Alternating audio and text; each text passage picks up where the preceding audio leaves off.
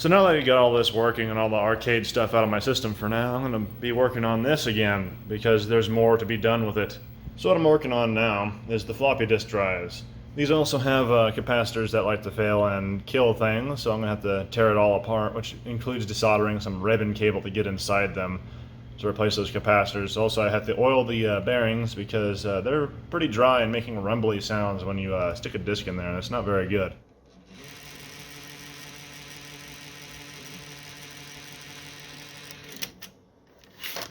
And then what else was there?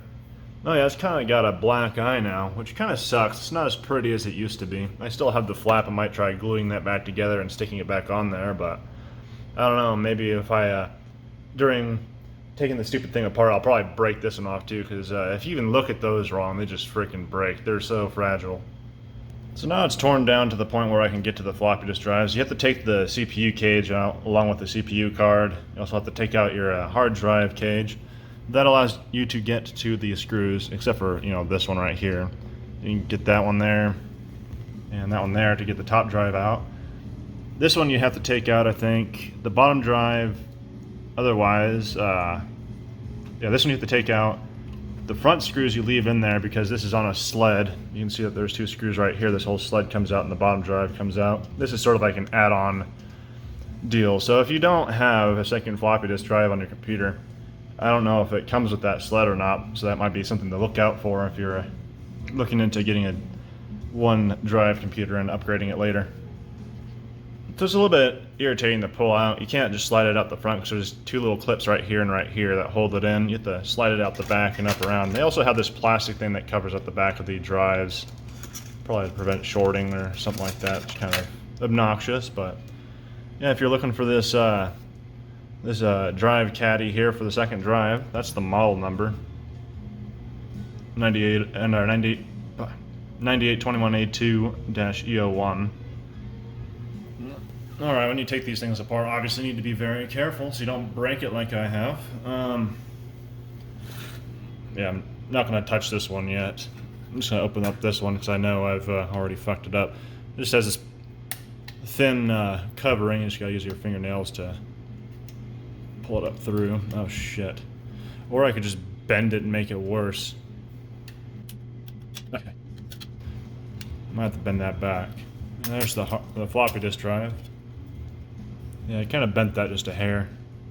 That's kind of irritating how they did that. It's just very thin. It can kind of grab on the inside of the frame.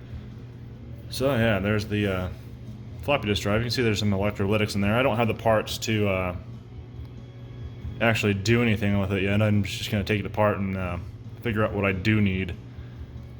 And so, in order to do that, it appears, well, let's see here. Where are the parts that we need to get to? I don't think there's going to be any electrolytics on the back of this board because the back of this board is very much up next to this part of the frame here. So I don't think there's going to be any room for anything that's not surface mount, or really tiny at least. We got the little micro switches for the letting the drive know or the computer know what kind of disk you've inserted and whether it's well, no, it only has one set of switches. This set of switches right here is just for write protection, I do believe.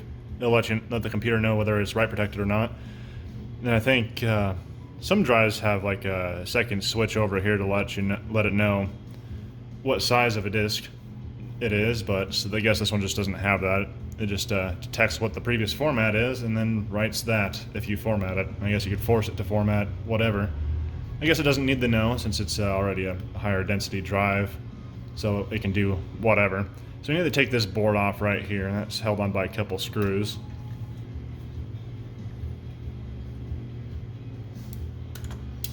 So this backboard, there's a couple things you gotta do to get this off. First, we gotta disconnect the drive heads here. I got my little pliers. I could probably do this here. Get a recording of that so I know what goes where, huh? That should just pull off.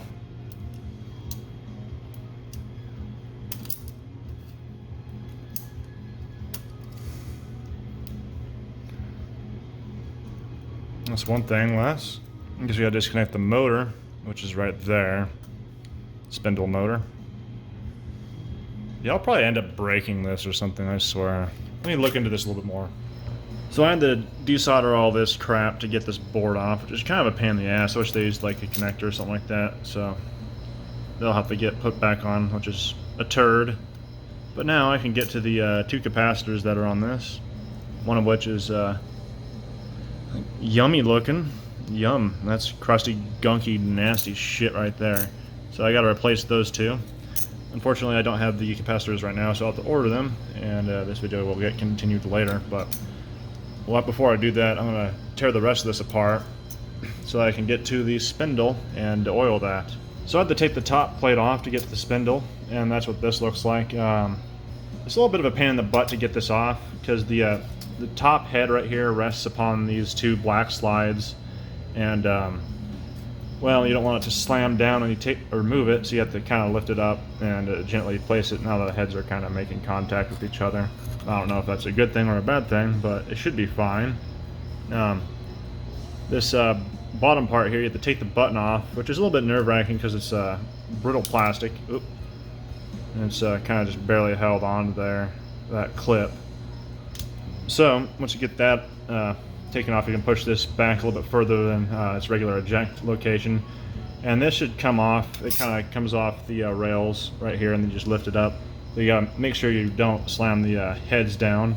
And now we got access to the spindle, which has a little hole here, which we'll use to oil it up. So here is my idiotic strategy for lubricating this.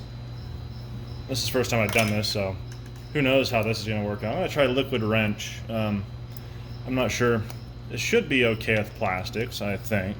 So I got this dental flushing syringe here, where you, I think I had one. Had one of these when I got my wisdom teeth taken out. You got to spray this in the hole. Use this to spray like water in the holes to clean that shit out. It's gross, but yeah, I've got a couple of these to see if I can get some oil up into there, and then get it to where it will spin smoother, I suppose, so it doesn't rattle around. So I'll take this shit here and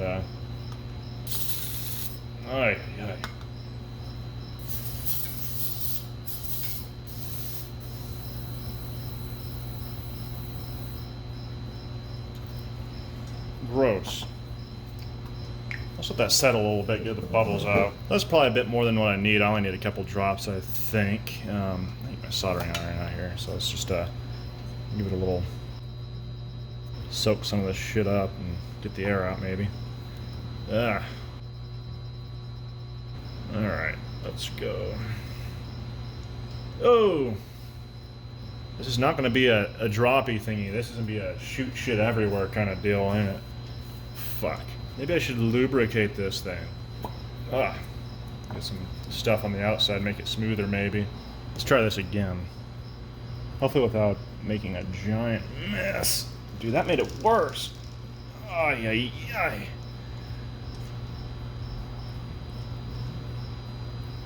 Like, expand the plunger? What the fuck? Well, I guess that does provide me with some more fine-tuned control. Okay, here we go. Oh, no, don't come this way. Oh, shithead.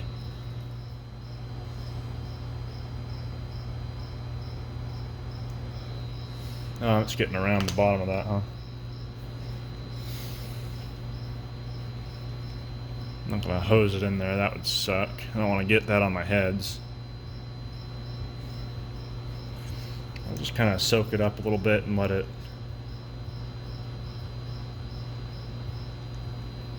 get a little bit wet, and I'll wipe it off.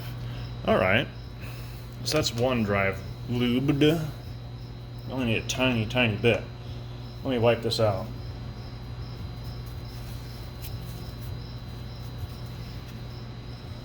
The sucky thing is I'm going to have to take the front flap off the other floppy disk drive, and I might end up breaking it. That might be a bad deal. Okay, that's one drive lubed.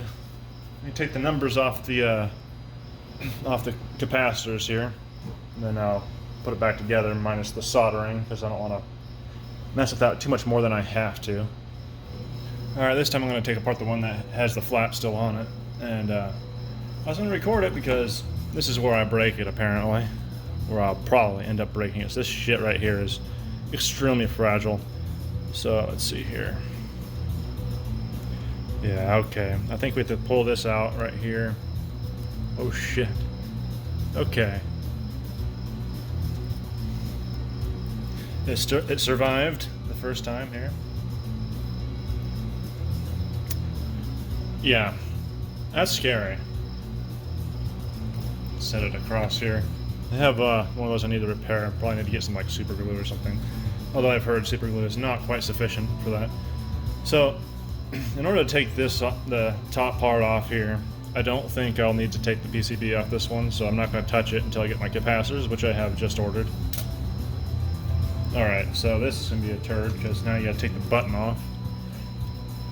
And I don't really want to break that either. Oh shit, it broke. No? Did it? Yeah, it cracked. Whatever, it'll be fine. So this is the next iffy part.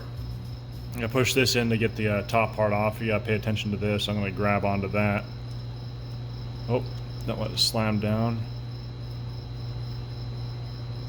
Just rest it on the other head, and here we go. Got the spindle open. And the Starfire OST is freaking good. I'm listening to that. Okay, so here we go. This one's a little bit.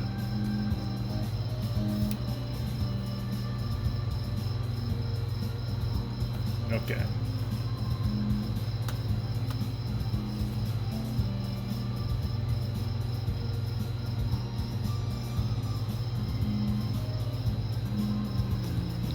Just keep on dropping it in until it starts leaking out the bottom, I guess.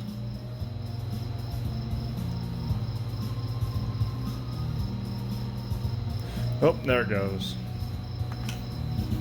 Let's give it a spin. It's a little bit smoother after you do that, obviously.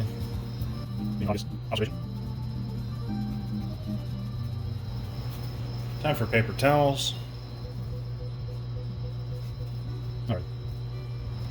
Alright, so let's put this back on. I find the best way to do this, at least when I did my other drive. Just kind of slide those black tabs underneath the thing that picks up the heads. Just kind of. Alright. You gotta push the button down to kind of get it back. So now it's locked in. The heads are above the slides there, so ready to go. It's a little bit broken, but if I don't fuck with it too much, it'll be fine. So spring, this thing's gonna be a turd. Now this is probably where I break it. Hold that there.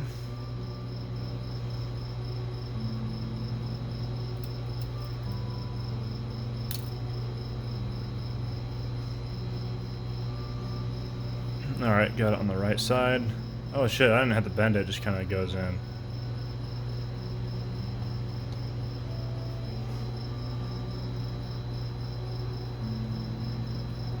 There we go. Oh, hold on, I'm trying to push on it. There we go. It's back on and it's not broken. Whew. That's a bit nerve-wracking. I don't know if I remember how to put this on right. Yeah, that's some fragile shit. So this one just needs caps. It's lubricated. It's ready to go. I'll put the caddy back on it for now, and then I'll continue this when I get my capacitors here in a couple days. So I'm gonna try a new angle because this camera's in my way and it's bothering me. But I already finished this one. Put it back together for now. Yeah. Not the prettiest thing, but it works, I guess. Wanted to get that one finished before I turn the camera on so I could get an idea of what the hell I'm doing. So I'm going to take this one apart now. Oh boy. Yeah, capacitors. So of course the fun starts because you got to take all this ribbon cable shit off first, and that's always fun. I'll try and get this underneath there so I can... I'm going to have to straighten that out a little bit. That's irritating. And that's not it either. There we go.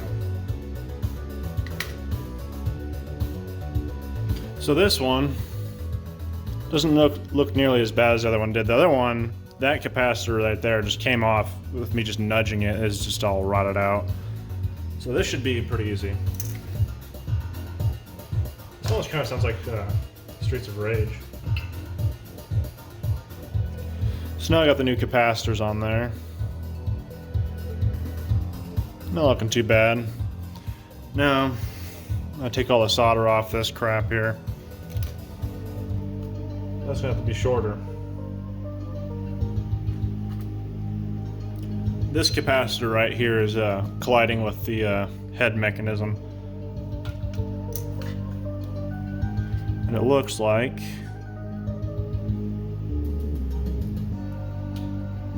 I'm gonna be having to take this one apart again. Shit. Alright, fun stuff. Yeah, see now it's clear. So that will work. Nice thing about flux, I guess, is that you can just do this.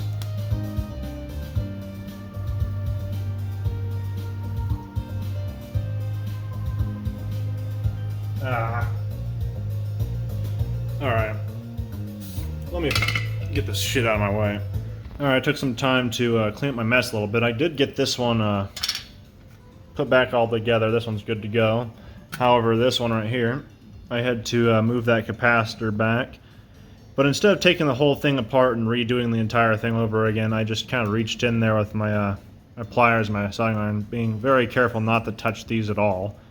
So now, we do have clearance. So that's not going to be a problem anymore. So that's something you got to look out for. Definitely don't want it to be hanging over where the actuator is going to be hitting it, because obviously it's not going to work. And then also another thing with these two drives. Let me get this thing tipped over.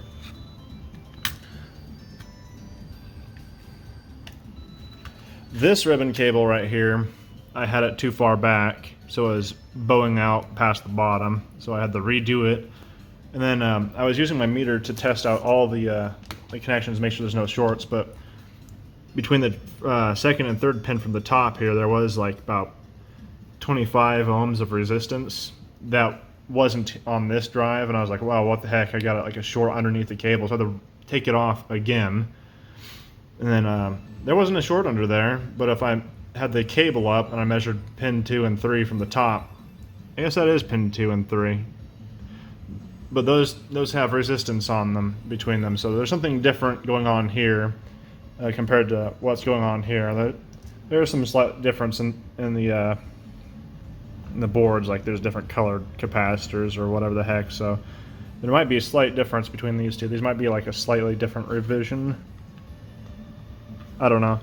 But all I know is that I'm done fucking with it, and it's back together, and now it's time to test it. Oh goody. Well, after I clean up that gunky mess. Well, it's that wonderful moment in time where I get to find out if I have rendered my computer inoperable. Well, there's the pieces for the other flap. I gotta glue that one when that glue shit gets here. But, oh boy, time to see if it blows up. That's loud. Let's turn that down. Of course, this thing's gonna do its fucking weird shit while it warms up. Gotta swap it in and out. Alright, so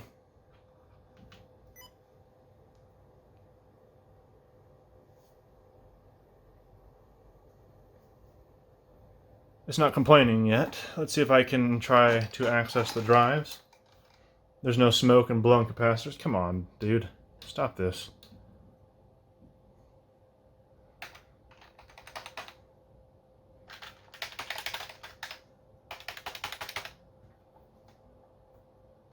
Well, you know, taking shit apart and not testing it's probably not a good idea. Okay. For a second there, I was worried that somehow when I quote-unquote fix the drives and my keyboard died, but I did take this apart and clean it out, so I probably forgot to plug something inside this thing. So this keyboard's working. Okay. So there's the A drive. Let's check out B drive. We got nothing. Let's plop something into B drive. It's spinning, so let's retry. Let's give it the directory. There's no files. Well, I guess, I don't know, it might be a bootable dealy bopper. Let's try something else. Actually, let's just try booting from it. Fuck it. But also we need the CFC drive is working first. Nothing in C drive. Let's pop a disk in. So at least it's seeing that there's something there. There's nothing in those. So that's probably just because it's a bootable thing that doesn't have the right file system. Let's try and boot off of it. It's reading it. Yeah. Okay. So yeah, obviously the one with the really burnt up capacitor was the A drive, or the B drive. The first drive, whatever. So I'm going to play some floppy disk games for a while. So obviously my recap worked with all the edge connector shit going on. So that's working, that's good. Now I'm going to play some floppy disk games. I'll probably play maybe an hour of Popful Mail and see if it starts buzzing, and see if the lubrication did its job. After I put the case back together, of course, because it's kind of a mess. Alright, it's been about an hour. I let it play through the opening a couple times and then played the first level and let it sit for a while. And while it's sitting, the discs do not stop, so the spindle's constantly going and it hasn't started buzzing at me yet, so I guess I'll call it good for now. And of course, if it's not good after a while, then I don't know what I'm going to do with it. Maybe sometime in the near future I'll have to rebuild the power, or redo the power supply as far as capacitors go, but I have not figured out a way to take that stupid thing apart yet, so... Oh...